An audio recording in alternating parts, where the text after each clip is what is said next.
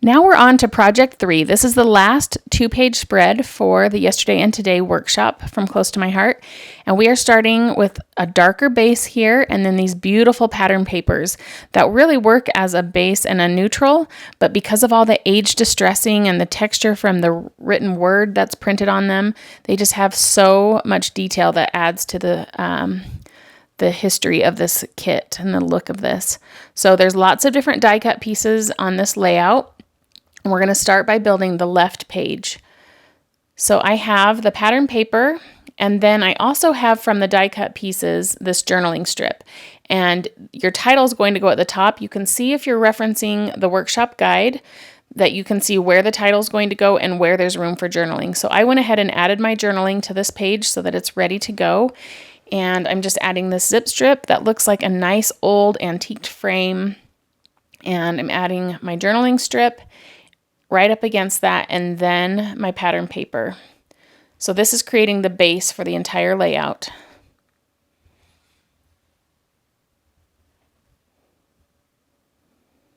So now we're going to create a spot for a focal photo and the title. And we've got this die cut piece that says, I am because they were. And I'm aging that with a little bit of toffee ink. And I love the thought of this title piece. And we did leave that separate on purpose so that if that title doesn't work for what you're documenting, you could definitely put any title you want with stamps or anything to put in that spot. But if you have a story to tell that kind of gives the history of who you are and why you are the way you are because of the people who came before you, whether it's just your own parents or, anyone who you might want to tell the story of, I think that's so important and such an awesome thing to consider, how the people in your life have helped make you who you are. And maybe you're telling this story for your own children, about you. That's fine too.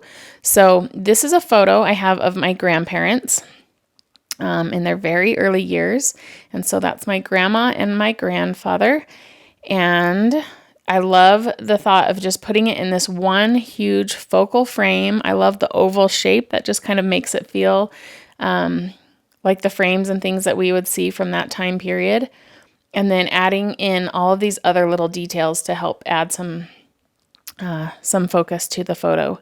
So right now I'm going to build a little bow. And so this is all done in the die cut sheets, and you can see that I'm adding some toffee ink to just kind of distress those pieces, take the starkness off of them and help make them a little more aged and antiqued. And I'm sponging the edge of this piece, which is what creates the actual bow itself. And there's 2 of these, so you could definitely make it more dimensional by adding 2 little layers of the bow, but I'm just going to do the one. So you can see there's an option for that. I'm just going to save the other piece and just make this a 1-layered bow. And then you're going to put this little band around the center that helps finish off that bow look, and then tails. And so with all these different pieces coming together, then you get a really dimensional bow look to the page. And it looks like this frame is hanging on the wall, and the bow just has that extra dimension that really makes it beautiful. So now we're just going to add a few other embellishment details, but really we've done the majority of the work by just putting in that awesome frame. So in the die cut sheet, you've got a lot of these little circles that are slit on the sides, and these are to create some antiqued flowers. So you can see I started by spritzing it and getting it a little bit wet. So now I'm crumpling that. You don't have to get it really wet, just damp enough that it loosens the fibers.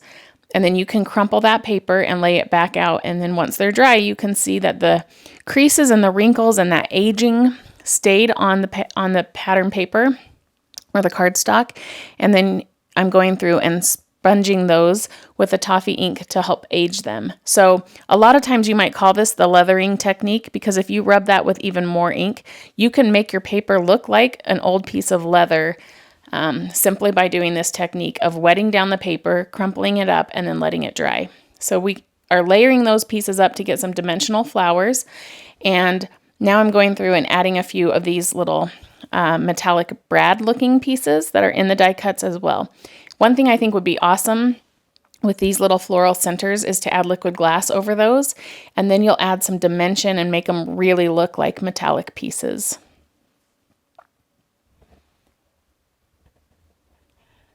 So now to finish this off, I'm just grabbing some of the wood embellishment pieces that came in the exclusive kit. And these I didn't color with the marker like I had on other layouts.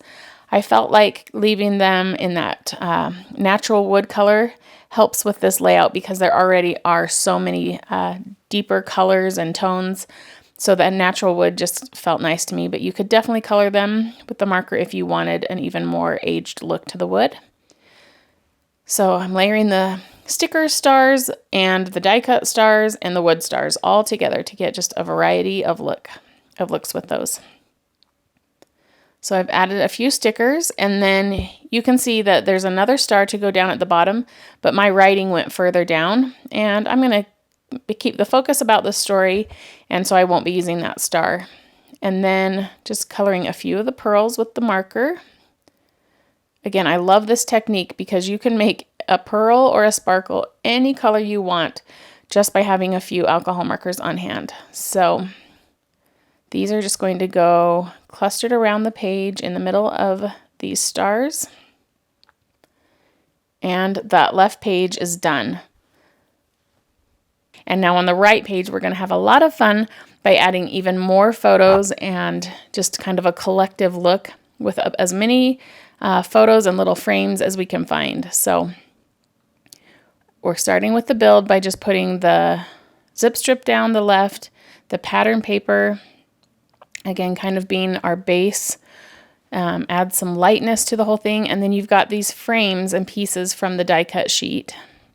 Lots of different options to play with. And again, feel free to mix and match these. If you don't have photos for the orientation or you need to make any adjustments to it, then definitely do so. There's so many options with this page because all the pieces are just individualized and you can make them work for however it does for you. So we've got a frame around this journaling block. We've got different frames for all the different photos. I'm just edge distressing with a sponge some of those die cut pieces. And you can see I'm just building and layering all of the different pieces. And you can see here the die cut, the frame is just a little too tight for the photo that I have of my grandparents. And there's not much I can do to change the photos that I've been left with. This is, I'm grateful to have these photos. And so I'm adjusting my frame to fit the photo so that I don't cut off their faces and that I can keep that focus on the photo itself. So definitely feel free to either not even use a frame if it doesn't work for you, or anything you need to just really make it all about your photos. So you can see on this one, it's just because the photo is what it is. I've got to just adjust things a little bit here and there. But it all works out in the end, and I feel like just by trimming out some of that extra of the frame, I was able to keep the focus on them. I've got 4 different photos of my grandparents over the years, and definitely love that top left photo that I'm putting down right now because they look so dapper and beautiful. I love knowing about them at that age when I definitely was not in the picture, but I can see, that my grandpa was just a very classy man. He was a shoemaker. And just seeing like how beautiful my grandmother is, and that she, this was on their daughter's wedding day, my oldest aunt's wedding day, and even not being there, just hearing the story and seeing the photos helps me understand even more about my grandparents, and I love being able to see them at that phase of their life and just how happy they were. So I love having that photo.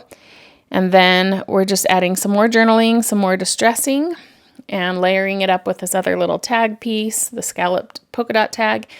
And again, all of that is just to add some extra embellishment and detail. So I'm adding that here. And then I've got these other photos. The bottom, well, let's see. We're going to add the journaling. Then we'll go through and add all the photos. So this frame is made to fit right over your journaling.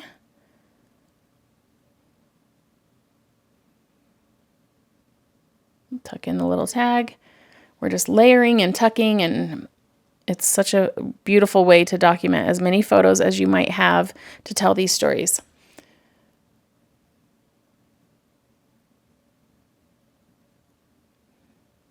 So this photo that I have down here for the bottom right, we do have a photo mat that we cut for that. So even though my photo is a little small, in the cutting instructions, it gave you a piece that fits right under that frame. And so I'll just be able to have some of the cardstock showing, and that's perfectly fine with me. I'm just going to trim off whatever hangs beyond the frame itself.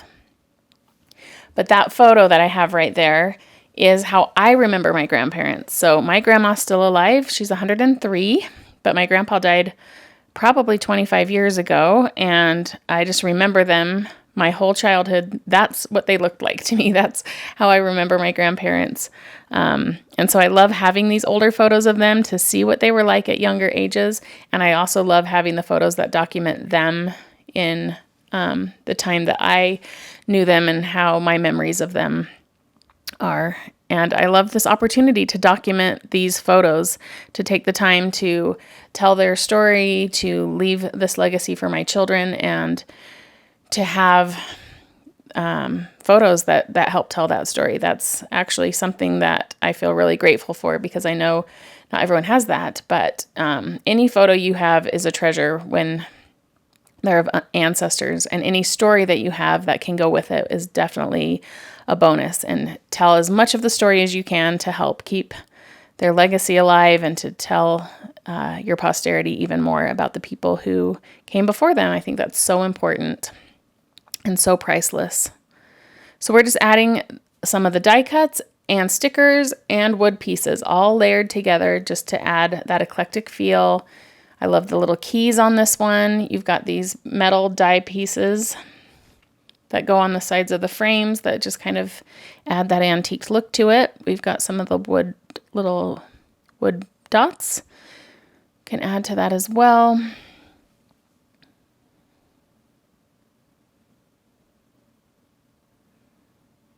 And this little die cut says, "Remember this." It's so important.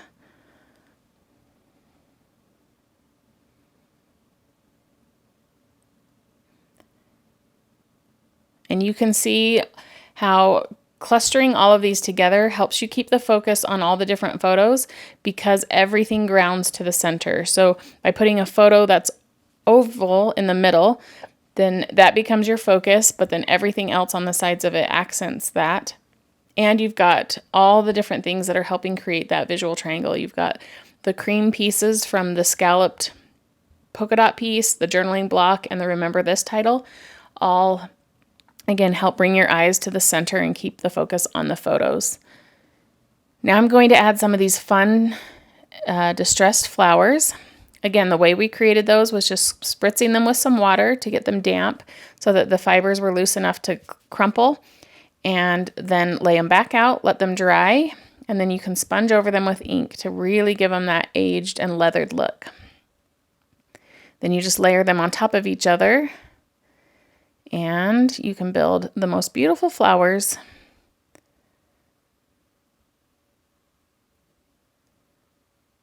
They almost look like when you collect flowers and they're dried and pressed in a book. This is what these kind of flowers remind me of.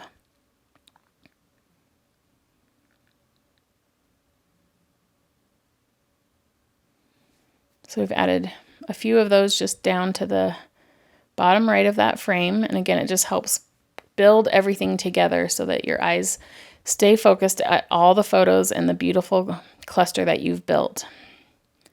So again, just adding those little embellished pieces to the center of the flowers and a few pearls.